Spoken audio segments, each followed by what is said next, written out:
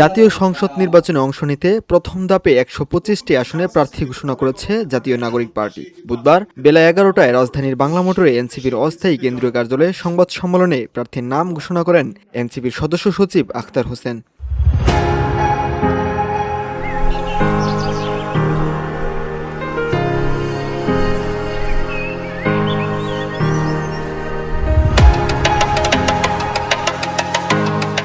প্রথম ধাপে যে প্রার্থী ঘোষণা করেছে দলটি, সেখানে ঢাকা ১১ আসন থেকে মনোনয়ন দেওয়া হয়েছে। অন্যদিকে রংপুর ৪ আসনে নির্বাচন করবেন দলের সদস্য সচিব আখতার হোসেন।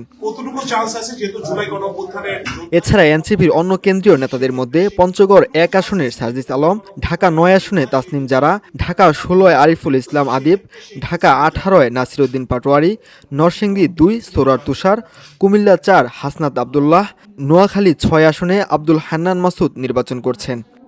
পঞ্চগড় ১ মোহাম্মদ সার্জিস আলম, ঠাকুরগাঁও ২ মোহাম্মদ রবিউল ইসলাম, ঠাকুরগাঁও ৩ মোহাম্মদ গোলাম মুর্তজা সেলিম, দিনাজপুর ৩ আ.হ.ম শামসুল মুক্তাদির, দিনাজপুর ৫ ডাক্তার মোহাম্মদ আব্দুল আহাদ, নীলফামারী ২ ডাক্তার মোহাম্মদ কামরুল ইসলাম দর্পণ, নীলফামারী ৩ মোহাম্মদ আবু সাইদ লিওন, লালমনিরহাট ২ রাসেল আহমেদ, লালমনিরহাট ৩ মোহাম্মদ রকিবুল হাসান, রংপুর ১ মোহাম্মদ আল মামুন, রংপুর ৪ আমি নিজে আক্তার হোসেন, কুড়িগ্রাম ১ মোহাম্মদ মাহফুজুল ইসলাম।